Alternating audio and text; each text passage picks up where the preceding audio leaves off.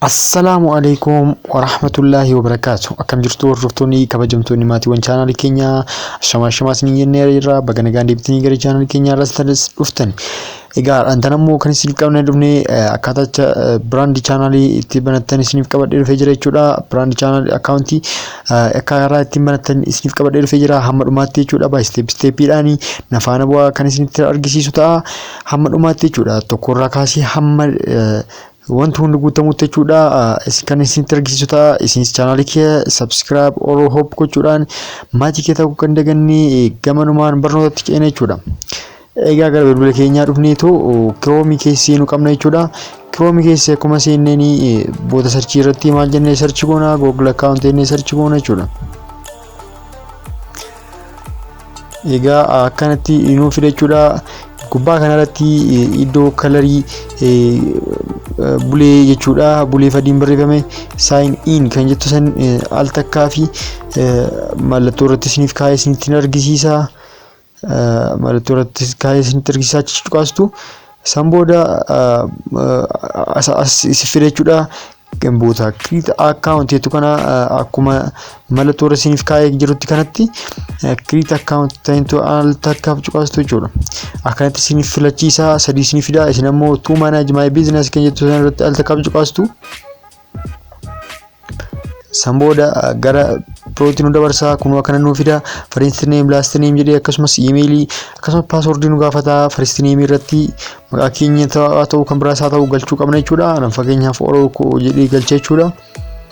Orookoo jedhee jira jechuudha. Maqaa kiyyaatti emailii irratti ammoo dhufee Orookoo 60 jedhee ni jira. Yoo sirriin taane kan ofumaan irra na deebisa jechuudha. Hordoftoota keenya akkana ol ofnee password galchina jechuudha.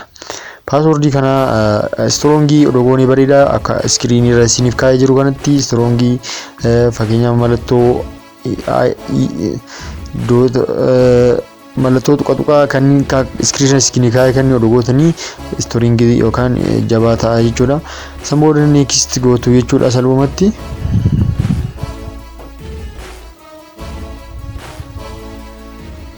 Next kan jedhu kan kanatti isiniif jiru kana next tuqxu jechuudha.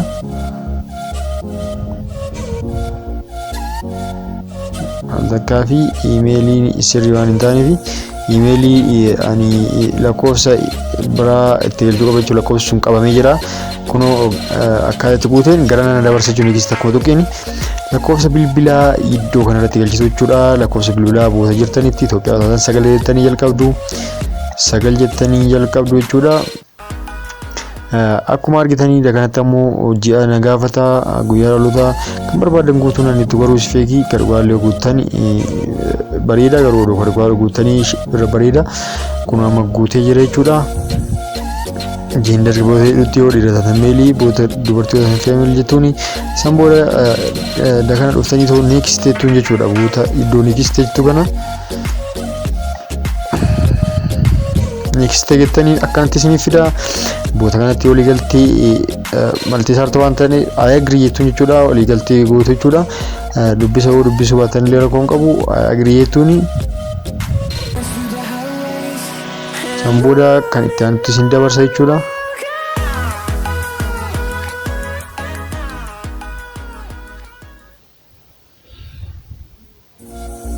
Dhiifama connection waan ta'eef connection to seera hojjetan jirre sanumaaf.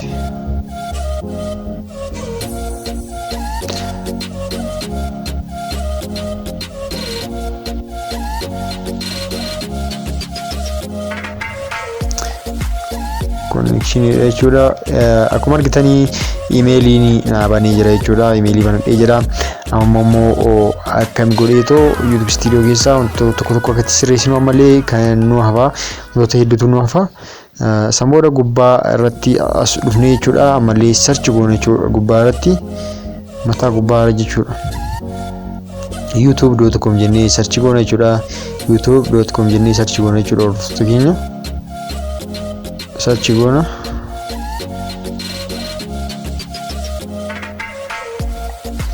Ifama connection itoo hedduu rakkisaadha. Egaa YouTube keessa inni jira. YouTube keenya keessa eegaseenni boota sign in jettu kana dhaneetoo argoon jechuudha. Akaawuntii amma banannee fi email passwordidhaan boota amma mallattoo irratti isiniif kaa'ee kana jechuudha. Egaa hedduu salphaadha. Kana boota kana agartanii miti.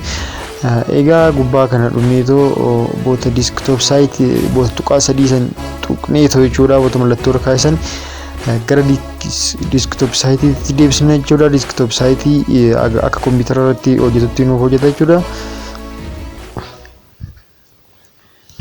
Amma inni barbaadaa kun desktop site irratti naaf deebi'ee jira. Akaawuntichis add ta'ee jira jechuudha. Akaawuntichis add ta'ee jira. Amma chaanaalii kiriit gochuun jechuudha.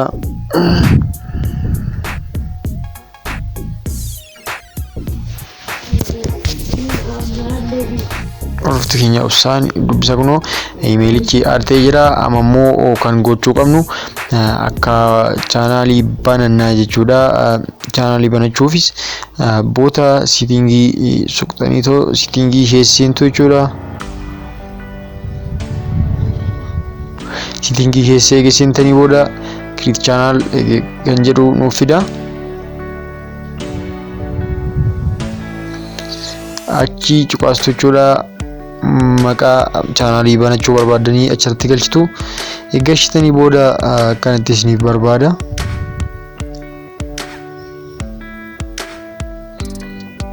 Kun asirratti agarsiisaniif isin gaafata.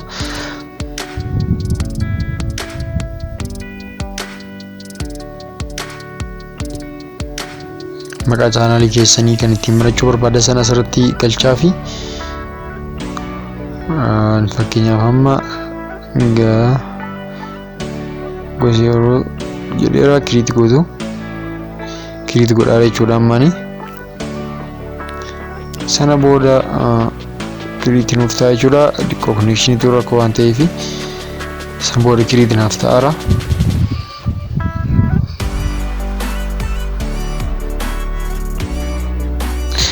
Kiriit naaf ta'ee jira jechuudha.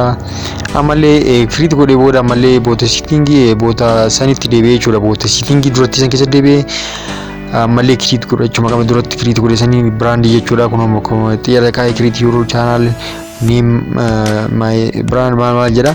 San booda kiriit godha jechuudha. Maqaa duratti san ammallee biraandiif jechuudha. Ifama. Sana booda iddoo xiyyaara isiniif kaa'ee kana jechuudha. Isiin ibsitu san booda kiriit gootu jechuudha. Amma kiriit godhaa irra jechuudha. Biraandii chaanaaliidha.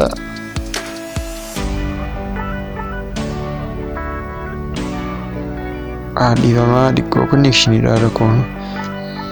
Kiriit nuuf ta'ee jira jechuudha. Hordoftoota keenya maal goonaa mallee duubatti deebinee gubbaa irratti youtube.com jennee tamaa sarchi goona jechuudha. Deebineetu akka update ta'uufi youtube.com jennee sarchi goona. Akkanatti nu deebisa. San booda maal goonaa gubbaa irratti nuuf baheera jechuudha. Maqaa nuti hin banne desktop site irra deebisna jechuudha. Kana desktop site irra deeffadha. Hin dagatina.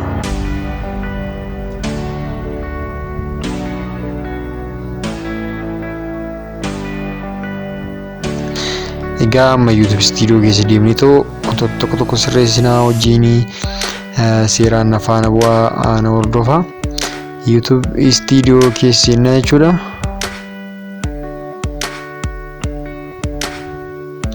Dhiifama yeroo tokko connectionidha waan ta'eef YouTube studio Chrome seenna. Dhiifama diqqoo duuban deebisaa jechuudha waan ta'eef gubbaa kana irratti dhufnee maal jennaani.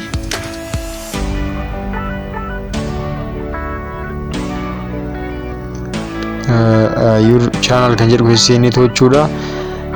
As ol dhufnee customization kan jedhu keessa seenaa jechuudha. Customization keessa seenaa gara YouTube studiooti dabaluun jechuudha. Achi jechuudha bootti ani irra isiniif kaa'e kana alta kaapchu kaastu san booda isiniif barbaade jechuudha. Isiniif barbaade kan isiniif fidaa kunoo keessa seenee jira jechuudha. YouTube studio keessa customization kan jedhu keessa jechuudha. yaa kana irra balleessitu akkana sooftanii laayit branding nama kan jedhu jira branding birattu asirratti profile keessanii fi akkasumas banner art galchuu qabdu jechuudha asittis description garagaraa barreessuu qabdu jechuudha hordoftoota keenya kan biraa isin targisiisa isin geessine jechuudha asanii duratti boota iddoo akka doolaraa kana tuqaastanii too laaltuu jechuudha iddoo yeroo YouTube keessan guute qarshiitti isiniif kafalu altakaaf tuqaasii isin argisiisa jechuudha duubatti viidiyoo dhiifama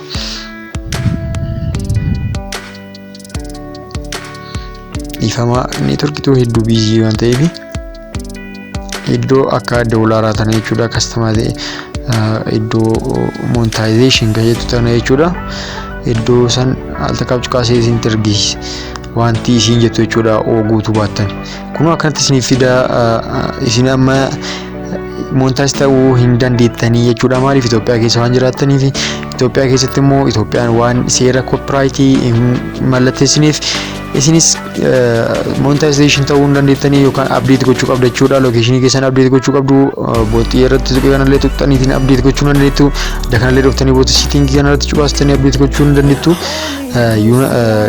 Afrikaa keessa Keenyaa guutuu yookaan Keenyaa guutuu jechuudha yookaan ammoo United States namoonni hedduun garuu United States guutuu ammoo amma guutee tan isinitti argisiisa garaagarummaa isaa wanti inni ta'uuf deemu jechuudha boota duratti knowledgeability maal marga jedhu sun jechuudha akkana ol yaastanii jechuudha kan barbaadan United States kaaniyaa kaawwan filachuu dandeessu Itoophiyaa garuu ni danda'amu jechuudha gonkumaa hin danda'amu maaliif seera copyright waan Itoophiyaan mallatteessinee fi akkuma argitan kana kunoo kaa'ama qoxxoruu jalqabe maaliif biyyoota sirreessinaan kan duratti sun jechuudha akkuma argitan as keessa dhufni immoo maal sirreessina kunoo boota kanatti kan irraddeeffachuu qabna ammallee subscriber keenya dhasuu barbaanne kunoo boota kana jechuudha boota kana cuqaastu jechuudha subscriber keessa godhuu barbaadanii egaa keyboard keessanii guutaa ammoo kan isin argisiisu akkaataa verified itti gootan boota maxxii irratti kana tuqanii verified gochuu qabdu dirqama keessanii thumbnail jijjiiruu dandeetta waan ta'eef iddoo kana cuqaastu jechuudha akkuma cuqaastanii verify pon isin jedha verify pon gochuu qabdu pon keessanii yookaan lakkoofsa keessanii verify gochuu qabdu jechuudha kunoo verify kan goonuu ta'a wajjin dhiifama hedduu networkiin biizina godhe egaa kunoo boota kanarratti xiyyeerra isiniif kaa'ee isinitti argisiisa iddoo kanaa fi iddoo kanatti illee jechuudha iddoo kana lakkoofsa galchitu gubbaarratti immoo kaantirii boota jirtan galchitu jechuudha Itoophiyaa keessa jiraanna Itoophiyaa magodha Itoophiyaa keessa jiraannaan kun rakkoon qabu akka duratti san jechuudha kan Itoophiyaa keessa guutu san booda next tuuni jechuudha asirratti ammoo confirmation koodii isiniif ergatee illee jechuudha kunoo naaf ergeera akkasumattuu copy gootanii asirra paste illee gochuu dandeettu barbaadan ammoo irratti illee bakka ta'uu dandeessu san booda submit jettu jechuudha submit pon number verified na jedheera verify ta'eera jechuudha lakkoofsi kiyyaa san booda ammallee dubattiin deebi'ee isinittiin kan argisiisu ta'a jechuudha hordoftoota keenya my account keessi nama immoo verified lammaffaa verification lammaffaa jechuudha innis dirqama ifuu qaba maaliif accountii keenya salphumatti nu yala gochuu danda'an jechuu waan ta'eef akkana dhoofne kunoo two step verification kana ibsuu qabna maaliif monetization ta'uu dandeenyu yeroo subscriber kuma tokko guunne akkasumas social guunnes waan ta'uu dandeenyeef kun dirqama ta'uu qaba jechuudha ofii kana oon deebisuu qabna namoonnis haaknu yala kan goone qarqara waan ta'eef kunoo get started kan jedhu kana al takkaaf cuqaasna get started kan jedhu kana cuqaasna jechuudha akkanatti isiniif fida asirratti password galchitu jechuudha password email keessan ittiin banattanii san booda asittis country jijjiiruun barbaachisaadha lakkoofsa waan galchitaniif boota jirtan country garanaan kunoo amma kunoo jijjiireeraani lakkoofsa keessan galchitanii booda next jechuun yoo message ta'e messageedhaan kunoo asirratti message ammallee verification laayinaa erga jechuudha kunoo ergeera copy godhee paste godha jechuudha asirratti eega godhee booda next jedhaan jechuudha. Next jedhaani san booda wow asitti turn on gochuu qaba boota kanatti jechuudha. Mee mallattoo irratti isiniif kaa'ee isinitti argisiisa. Iddoo kana kun boota bulee kana turn on gochuun qaba jechuudha. Verification to step verification kana. Okay. Wow, verification lammaffaa illee nu ifee jira. Mee amma dura deebiin my account inni search goone ilaalla. Ofii duratti san jechuudha. Akkana oofne on ta'e jira jechuudha. Salphumatti copyright illee nu ergee Gmail keessaa nutti message ergamuu danda'a. Namoonni haaka isin gochaa jiraatan illee message keessatti isiniif kaa'uu ni danda'a. Egaa kun kana fakkaataa jechuudha. Wantoota hedduu isinitti argisiiseera. youtube.com jennee seenna. Egaa video mo upload kamiguna kuno fitneera ama mo kan nu hafe accounti garasitti Google irratti argoon isani garanatti illee YouTube irratti illee argochuufi boota kana dhufne argan jettu kana tunne email barreessine password barreessine tuma argochuu qofa ma salbaada kuni sambooda iddoo fakkaatu kan dagana kan jiddu kana illee dhufne upload gochuu dandeenya. Boota hedduu jechuun Chrome keessaan illee YouTube Studio keessaan illee upload gochuu dandeenya. YouTube Studio keessaan boota duratti sanii jechuudha. Subscriber keessan illee achi ilaallattu waan ta'eef upload gochuuf ammoo iddoo jala kan dhuftanii jechuudha. Upload gootu jechuudha. Video nama akka hin fayyadamne yeroo jettamoo copyright strike copyright claim akkaataa itti ofirraa eegdan kan isiniif qabadhee dhufu ta'a. Akkuma upload kan jedhu kana alta qabxaastanii tumaan video barbaada saffee'uu tolee hordoftoota keenya kabajamoo qophiidhaaf qabannee asumatti goolabnee jirra jechuudha. Akka itti tolee abdiin qaba channel kootti subscribe gochuu akka hin irraanfanne gonkumayyuu barnoota akka namatti tolu kan isiniif qabadhee dhufu ta'a. Barnootaan alattis wantoota hedduu channel kanarraa argattu subscribe godhaa. Bye bye.